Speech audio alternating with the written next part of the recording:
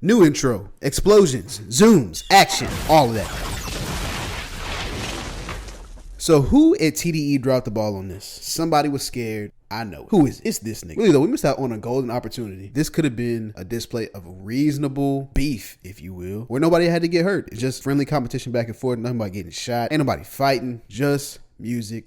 And then you let the people decide, the unbiased ones. But yeah, they did all this for nothing. What was the point of this? Boy, just drop, give me the cue. I'm desperate enough to go do what it do. Sizzling and pop, ain't I got dot. I heard J Rock has been moving the mule. It's all in Isaiah Rashad. Boy, you niggas really up at the top. Due to this track. Along with that, we also got Guitar beat up, throw him in the back of a Lamborghini truck. Code, do something, we can let a Glock squeeze up. Wait till ease up. I ain't really trying to get involved, my nigga. Look, we ain't got the same father or mother, but that's my brother. Can't. So of course I thought it was gonna be like a hot summer, man. Them going back and forth, dropping music, pushing each other. I was excited. But I guess I was reading too much into that, because after that, Kendrick didn't release any solo music for 2 years. And I think like 2 features. And I know he goes on hiatus, and that's part of his whole marketing thing, but like, damn, someone respond to this. Because Schoolboy Q dropped Crash Talk in April before this came out and hasn't dropped since. He had, what was that? Soccer dad? Soccer mom? J-Rock, nothing. Features and shit. SZA notoriously had issues releasing music, but she got a couple out. Isaiah Rashad dropped 2 years later. I love that album. But the label's been kind of cold for too long, man. There's other small artists in there, but you know what I mean. I'm talking about like the larger artists. You know, the ones that can push the button and really get it cracking, man. And it's a shame because this could have been like a display of nice, healthy competition, but I guess we won't get that. I mean, it seems like TDE's been spending their time finding a couple new artists, which they're gonna need. Rayvon, Doechii, especially if Kendrick is leaving to start his own label with Keem. Dreamville, on the other hand, dropped the deluxe to Revenge of the Dreamers 3. Spillage Village dropped. Cole's been on a tirade of features and releasing music each year. But anyway, I mean, let's get into it. Let's get into the video. So basically, I want to go over what might have happened, in my opinion. You know, a little headcanon of what would have happened if they did go back and forth between each other. All these artists have worked together, and I hope they keep on working together. This is just having fun. The rules are as follows. I'm only matching up people if it makes sense. They have to have a proper counterpart as far as scale and skill goes. And they don't have to make similar music, but it has to make, you know, a little sense. And also, I might give them a celebrity. What is the word for that? You know, like how you do like a celebrity shot in beer pong? Kind of like that. Also, I might cheat a little bit. So the scenario is they're making an album directly to compete with each other,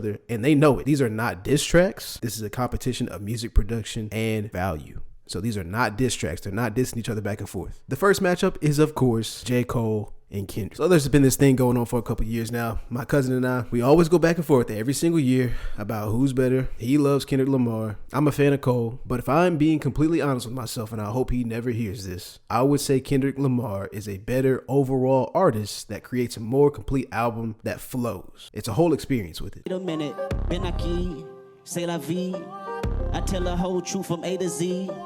Show me you real, show me that you bleed. Hello, crackers. Whereas when I listen to J. Cole, it feels more like a compilation of songs, except for a couple albums. Bar for bar though, I think Cole has. Cole uses a lot more similes, wordplay. You know, he's rapping. In the truest sense of the word, he's rapping. Bitch, my pen of the paper's lethal. I'm sending them straight to meet the nigga that made them peep the reaper creeping on you. The sin of failure reeking on you. Check your But what I've always struggled with, I don't even know how people can pit them against each other, because the vibes in their songs are just completely different. They leave a different, I don't want to say that. They leave you with a different impression. Gunshots so they know I got killed, and then you're gonna put a giraffe sound and go back to the first beats.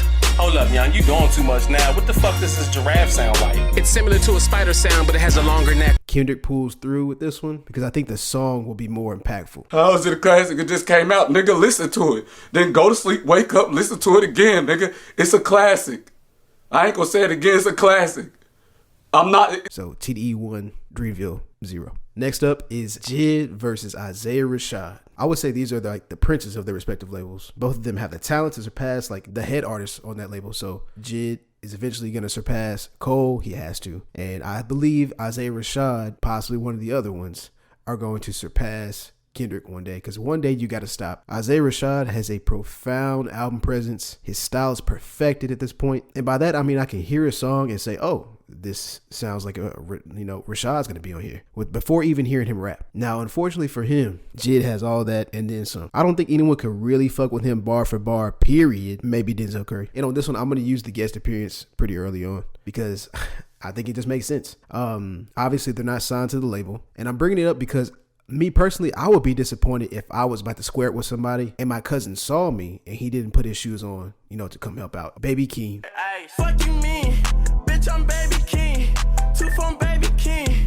Fuck me if you want. Hey. I'm probably going to use Baby Keem and Isaiah Rashad interchangeably for a bit. Don't mind me. If Baby Keem were to hop on an album or track with Kendrick, it's going to go off. It always does. And I can't say the same for J. Cole and shit. You know, they rap their asses off, but does it make for a better song? Debatable. Replay value is very, very important. So if I only listen to it 1 or 2 times, the bars that were dropped on there kind of fall to the wayside. And at the end of the day, I still think Jid wins this one if it's a 1-on-1. TDE 1, Dreamville 1. So next, the next one is going to be a tag team match. This is going to be Earth Gang versus either Isaiah Rashad, because again, I'm using them interchangeably, or Baby Keem and Rayvon. So by that, I mean it's either going to be Isaiah Rashad and Rayvon or Baby Keem and Rayvon, whichever one you didn't use in the previous matchup. Ever since I heard Trade Line, I knew I'd like Rayvon because that shit was hilarious. And, you know, and I mean, also, the shit go hard too. Look, I bubble up, bubble up, bubble up, bubble up, bubble up. Watch your fizz. Ain't no bitch without a dad. Finna tell me what a real man is. You're a whole kidnapper out here. She be out here eating my kid. You know, I mean, to be completely honest, he's the newest to my Spotify, so I can't really say too much about him. You know, he has good chemistry with Rashad on Doghouse, and I think they need to put him on more songs, you know, if TD will actually release any music again. Baby Keem would feed off of his energy, and I feel like they would make a track with a lot of momentum, which is super important. But are they going to make songs with more momentum than this? Yeah, my God, we got to rob a Wells Fargo. Cause some bros, we need to get a whole carload. With my dogs, we pull up looking like a car show. I don't know. And yes, I know that's only one out of the duo in Earth Gang. And I mean, Late With You comes pretty close. Rashad music videos always look fucking dope. Pristine. My bitch, now you my baby girl. Last year you was my bitch, now you my baby girl.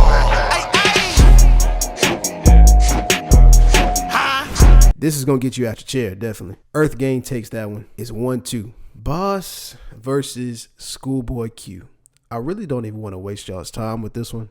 But I mean, it just made sense. Both of them have been with their respective labels for a while. But really, I mean, I only like 2 Boss songs, you know. And they both have J. Cole on them, which is probably why I like them. It's just not a voice that I look forward to hearing. No offense. You know, I mean, I wish the best for him, but not my cup of tea. Now, if Schoolboy Q would get his music out, then I'm sure I would have more recent proof for my decision. I kind of just gave it away. Because it's Q. I mean, I've been listening to him since, what, 8th, 9th grade? One more album, bro. That's all we need. One more. All right, I'm being kind of unfair to Boss. Let me go back and decide one more time who's going to win. So, Boss, we talking Night Job. I mean, he's on Fried Rice. I like Fried Rice, but my favorite part on Fried Rice is Jid. So, I'm going to go through it again. Schoolboy Q wins. Sorry. Hello, this is Edited Rose. Just a little warning for something I'm about to put up on the screen, because I don't want to scare the shit out of nobody. This nigga Schoolboy Q looks like the fucking creeper in this picture, man. I used to be terrified of this movie. Like, why is this man love experimenting with hats? Your hairline is not that bad, bro. TDE 2-2. Tied up. This is the one that I've been dreading. I was about to say, if anybody knows me, y'all don't fucking know me yet. But this is a matchup that I've been waiting for because R&B is actually my favorite genre over rap by a mile. These voices are amazing. I want to say that at first. I don't even want to pick one because I love them both. But anyway, okay, let's get to it. Let's break it down. Okay, so let's see. SZA. Man, I've been listening to SZA since before she changed her profile picture, bro. She kind of came into her own, you know, at this point. Her music is a lot more concise now. And if she makes an album that is overall better than Control, then I might explode in this bitch. I know every single word. She doesn't have a super large catalog of features. I mean, when she features on like big artist songs. I'm really trying to think of something that she lacks that I don't like, but I really cannot. But Ari Lennox is a real contender. I will say I think that Ari's voice has a lot more range. She holds notes and hits higher notes, you know, a lot more often, more frequently. And she definitely has a more unique voice. She drops more traditional R&B as well. Man, Whipped Cream versus Broken Clocks. Damn. Okay. All right. I made a decision. The winner of that one is going to be SZA. The winner is TDE 3-2. It was close, but that's exactly what I'm saying, man, is that we missed out on something that could have been amazing to witness. Music might have evolved in general we could have transcended to the next level. Okay, so I want to address the reason that I didn't bring up reason and cause, and that's because obviously it's a tie, so it would be null anyway. But they can both spit. The whole reason that I started this video, or started that thought process in general, is because they were going back and forth on that track together. Couple of honorable mentions that kind of made sense, but didn't really make sense. Lute versus Doechii, and Baby Rose versus Zakari. Let's see. I mean, who else would I have brought in at this point?